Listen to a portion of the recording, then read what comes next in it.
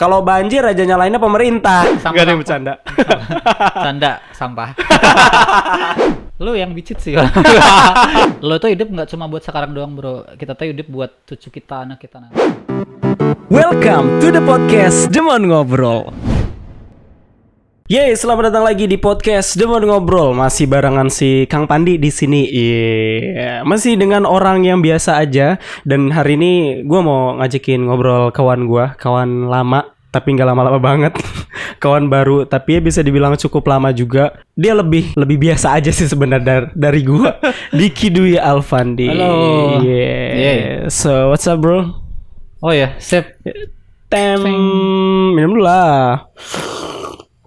Sampai sekarang nih podcast ini belum ada yang nawarin mau minuman masuk gitu ya. Endorse ntar gue inilah endorsein jamu. Jamu apa? Jamuku. Jamuku apa ya? Kurap. Alright bro, Diki Dwi Alfandi gimana kabarnya? Sehat. Pandi gimana Pandi? Alhamdulillah selalu sehat gitu kan. Gue seneng banget nih hari ini bisa kedatangan lu nih. Gue juga ya. Gila. Karena kita udah lama juga gak ngobrol ya. Sekali yang ngobrol bikin konten anjing. Kalau kata Jos kemarin tuh kebutuhan konten. Enggak lah, kayak karena kita udah lama aja gak ngobrol. Jadi ya udah mau bertukar cerita aja, bertukar kisah gitu kan. Tentang ya apapun lah, nanti kita bakalan ngobrol di sini. Gimana? Sehat ya? Sehat alhamdulillah. Gimana pandemi ini berefek gak sama lu? Tadi apa? Lu tadi apa nih kegiatan lu di pandemi ini? Oh iya, ya sebenarnya nggak banyak ya kegiatan biasa karena di komunitas kan di undang-undang, undang-undang dasar. Ngisi-ngisi acara terus juga. Oh lu biduan? Apa paduan? Iya. Terus apa dan gue juga bingung lah gue ngapain sama pandemi. Berimpact nggak? Alhamdulillah apa? Alhamdulillah enggak. Nah, maksudnya banyak lah kegiatan-kegiatan positif, kenal-kenal orang walaupun secara virtual ya. Karena bergeraknya di bidang lingkungan nih. Sampah menurut perspektif lu itu apa? Sampah itu hasil kegiatan lah, kegiatan manusia yang dia itu bisa negatif bisa positif, benar kata lo tadi. Kalau dikelola bisa jadi hal yang positif sebenarnya kayak gitu. Kasih gua contoh dong. Positif negatif. Misalnya nih kaca ini kan sebenarnya kalau pecah negatif nih ngelukain orang, tapi kalau dikelola dia bisa jadi barang baru yang lebih bermanfaat dan bernilai sih. Gucci misalnya jadi apalah gelas lagi bisa. Oh di ini ya, di recycle ya. Iya. Kayak gitu.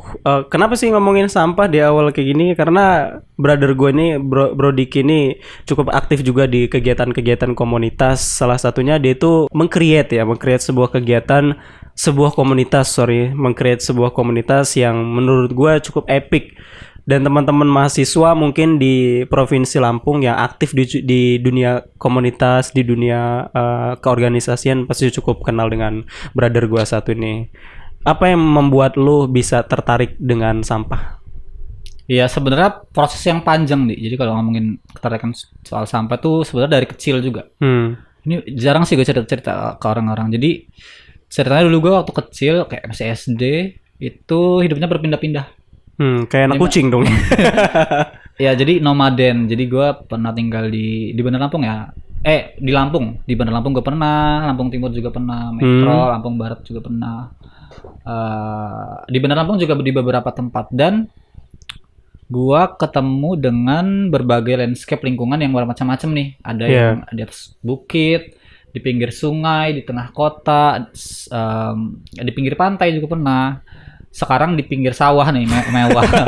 Mepet sawah. Nah, ya ampun. Jadi dari situ jadi ada kepanjangan yang mewah ya. Yoi. Nah, dari situ akhirnya ke-expose kali ya dengan isu lingkungan gitu. Dan ya terus lama-lama kuliah di biologi juga berpengaruh. Dan juga salah satu titik baliknya tuh pernah gua ke sebuah pulau di Lampung 2015, Pulau Tegal, teman ya kita banyak yang tahu ya. Pas ke sana ternyata banyak banget sampah lautnya gitu. Awalnya di sana mau nyelam, ternyata pas sampai sana kita justru banyak bersih-bersihnya. Akhirnya dari situ ya kayaknya harus we have to do something, kayak harus lakuin sesuatu nih buat nyelesain masalah ini. Nah, Akhirnya bikinlah komunitas. nah, ini yang buat gue menarik tuh ya. Gue mau cerita sedikit nih. Nanti kita saling cerita aja ya. Gak semua orang gitu, apalagi anak-anak muda kayak kita gini. Ya gue akuin banyak. Mungkin teman-teman di luar sana juga mungkin pernah nemuin orang yang gak begitu aware dengan sampah. Bahkan terkesannya tuh kayak ya udah sih buang aja gitu loh. Karena mereka mikirnya ih apa sih gue cuman buang misalkan satu tisu buang itu kan cuman satu gitu. Tapi yang harus lu pikir adalah gimana ketika ada orang yang berpikiran sama seperti lo dan dia melakukan hal yang sama seperti lo. Contoh misalkan lu mungkin saat itu buang satu tisu, oke, satu orang satu tisu. Kalau misalkan ada 1.000 orang yang berpikir sama-sama dengan lo dan itu buang tisu banyak jadi banyak gitu kan. Kira-kira menurut lu bakalan kayak gimana itu impactnya? Dan hal yang kayak gitu tuh gue masih sering nemuin cuy. Kayak misalkan gue kan kadang suka bawa motor atau berkendara gitu ya. Dan buang puntung rokok. Terus juga kayak anak-anak zaman sekarang kan suka nongkrong-nongkrong minum es, Thai tea gitu ya, kopi gitu yang cup-cup plastik gitu ya. Dan gue sering banget nemuin kasus ketika mereka abis minum di jalan nih, udah selesai ya udah buang aja di pinggir jalan. Iya, Dan itu gue tindakan yang selalu gue lakuin adalah gue pempet tuh kendaraan, terus gue bilang, mohon maaf kak, kata gue, kalau kalau ini bukan tempat sampah gitu, kalau jalanan bukan tempat sampah gitu. Atau kadang suka gue melipir, gue deketin, terus gue teriak, kalau banjir aja nyalainnya pemerintah. Gue bilang gitu cuy. Oke. Itu salah satu tindakan yang gue buat ketika ngelihat orang buang sampah sembarangan, dan itu sering pasti gue lakukan. Iya. Kayak gitu. Nggak semua orang punya keberanian kayak lu sih. Buat ngingetin orang lain. Makanya sebenarnya isu sampah ini apa ya? Perannya tuh perlu dilakuin oleh semua orang. Nggak ngelihat background, nggak ngelihat apa namanya kerjaan, profesi, daerah ataupun ya suku dan lain-lain. Tapi semua tuh punya kontribusi. Makanya menurut gue isu sampah ini salah satu isu lingkungan yang solusinya harus apa tuh gue bilangnya multisektor. Jadi nggak cuma aktivis lingkungan aja, tapi juga banyak lah pemilik bisnis, masyarakat pada umumnya, pemerintah pastinya, dan maksudnya masyarakat sipil pun, masyarakat biasa pun ya berbagai profesi juga nggak hanya berkutat dengan lingkungan aja yang bisa kasih kontribusi. Iya, karena menurut gua nih, yang namanya sampah itu pasti nggak bakal bisa hilang dari Iya, itu. iya. Karena mau gimana pun caranya lo gitu, ya pasti lo satu hari itu bakal memproduksi sampah. Dan maksud gua ya udahlah, kata gua, tanggung jawab lah dengan apa yang udah kita lakukan gitu loh. Kalau misalkan kita belum bisa berkontribusi ke hal besar, seenggaknya ya udah kita kontribusi untuk diri kita sendiri yang bisa berdampak besar. Salah satunya tadi, kalau misalkan lo makan gitu dan belum ada kotak sampah, gue sering banget nih ngantongin sampah. Sampai kadang orang rumah juga kadang suka nyuci baju nih ya. Di kok lu di kursi lagi, di jaketnya kok suka ngantongin sampah, ngapain ngantongin sampah? Ya gue cerita, kata gue kayak gitu ya, hal-hal yang kayak gitu yang bisa, hal kecil yang bisa berdampak besar menurut gue kayak gitu. Sama, gue juga ketika buka kantong atau tas gue Padahal memang tukang sampah. apa namanya? Gak ada yang bercanda. Canda sampah. Ya kurang lebih sama lah. Ya kalau lu, ya gue nggak mungkin ya. Kalau gue sudah tahu ya, gue udah tahu lu kegiatan lu di sama. Mungkin aja teman-teman di luaran sini nih yang belum tahu. Ya mungkin ada yang udah tahu nonton ini, mungkin juga ada yang belum tahu. Hal apa yang lu lakuin untuk berkontribusi? Apa maksud gue gini? Kontribusi apa yang udah lu lakukan untuk merubah seperti itu? Iya. Salah satunya, ceritain dong, sharing ya ke kita. Ya menurut gue sampah ini sebenarnya tiap tadi gue bilang ya, tiap orang tuh punya perannya masing-masing dan nggak harus besar dulu di.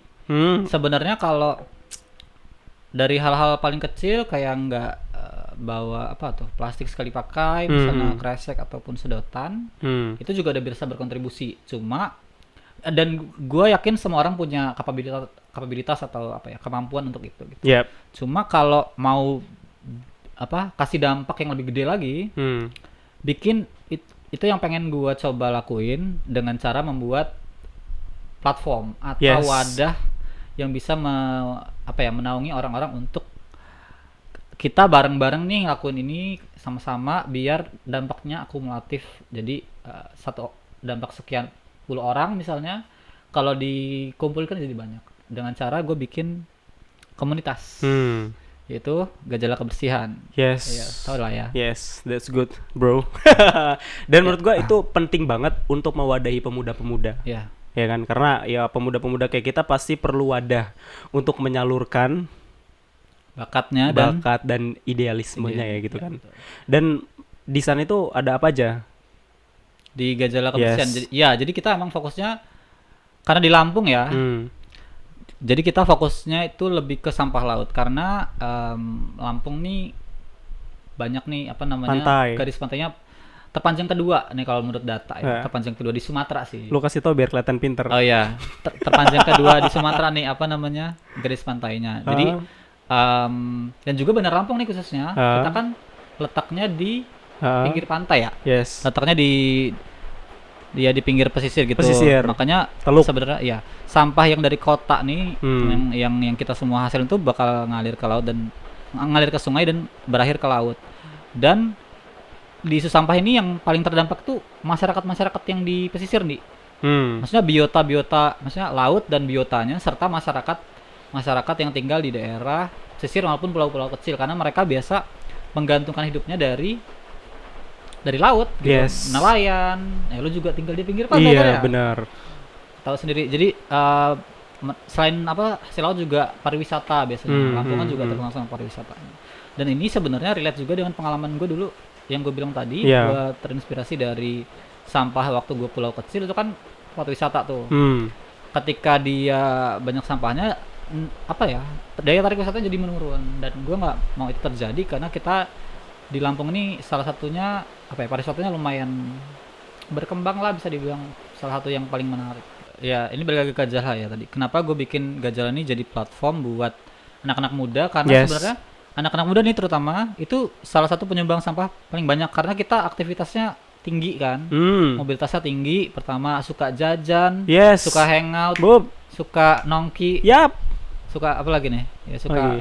Suka clubbing. yoi. Yap, ya bro. Enggak sih kalau gua.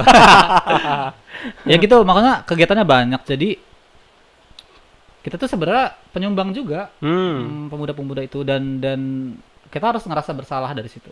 Ya, harus harus. harus ngerasa bersalah dan harus kasih solusinya Yes. dengan cara ya lebih sadar aja terhadap sampah yang kita produksi. Dan ini juga yang pengen gua apa ya embrace lah gitu bahasanya, pengen terapin di Gajala biar kita nih anggota-anggotanya saling sadar gitu biar, buat seenggaknya ngurangin sampahnya ya gitu sih. Ya gitu, bener ngomongin tadi nih nongki segala macam. Ya memang bener anak muda itu anak tongkrongan ya. Iya. Anak nongki yang nggak bisa lepas dari yang namanya mungkin ini tadi nih jamu apa nih kurkuma. Terus juga mungkin kopi-kopian, Thai tea segala macam dan itu ya pasti bakal produksi sampah, Betul. ya kan? Dan ada program ke sana nggak? Iya, kalau di Gajala ada banyak sih programnya. Kita ada namanya Gajala Goes to School yang Yes. tujuannya ke UNIF, mahasiswa-mahasiswa sama SMA-SMA. Biasanya kita lebih ngajarin soal kita namanya zero waste event apa tuh istilahnya. Event minim sampah, Yeah. acara minim sampah. Jadi kan kalau mahasiswa dulu ini sebelum pandemi sih. Sebelum pandemi kan mahasiswa banyak ya atau si sekolah tuh banyak ngadain festival, Kegiatan lah seminar, intinya. ya konser Yap, dan lain-lain dan biasanya setiap acara ini ada sampahnya nih ketika selesai acara. Bahkan dulu gua pernah ikut satu seminar tentang sampah loh. Tapi ngasilin sampah banyak. Minumannya misalnya minuman dari yang sekali pakai gitu. Maksud gua itu lumayan miris sih. Dan menurut gua kalau ini bisa diminimalisir dari kampus bakal keren banget ataupun sekolah-sekolah bakal keren banget. Tentu juga banyak sih program-program kita edukasi juga ke kafe-kafe, restoran-restoran, anak-anak nongki tadi buat ketika dia keluar rumah ataupun ya selain kafe, restoran, tempat wisata juga. Ketika dia keluar rumah harus bisa lebih conscious, lebih mikir lagi jangan sampai ngasilin sampahnya gitu dengan bawa barang-barang yang reusable atau bisa dipakai ulang kayak gitu. Contohnya seperti apa? Sedotan banyak kan sebenarnya kita ada opsi selain sedotan plastik kan yang lebih ramah lingkungan sebenarnya sedotan kertas, stainless atau logam ataupun sedotan bambu. Itu sempat happening kan. Terus ya untuk kalau kresek bisa diganti dengan tote bag. Ya sebenarnya semua orang udah tahu lah ini kayaknya. Iya benar-benar. Sesimpel itu juga udah membantu banget buat lingkungan. Tinggal mau atau enggak. Ya benar. Dan itu PR yang paling besar. Ya gue sering banget ditanyain, Kak gimana sih? Gue nih pengen loh. Gue nih pengen ramah lingkungan, Kak, tapi gue nggak mau ribet. Bisa nggak loh? Ada nggak lo solusinya? Nggak bisa. Oh Harus gitu. mau ribet sedikit. Sebenarnya tuh bukan masalah ribetnya, masalah membiasakan dirinya, karena kita tuh ini nih bukan hal yang baru. Minim sampah ini dari kecil kita tuh udah beli jerigen, minyak tanah, Yang pakai yang jerigen ini sendiri, kadang-kadang udah jerigennya ding ding Nah.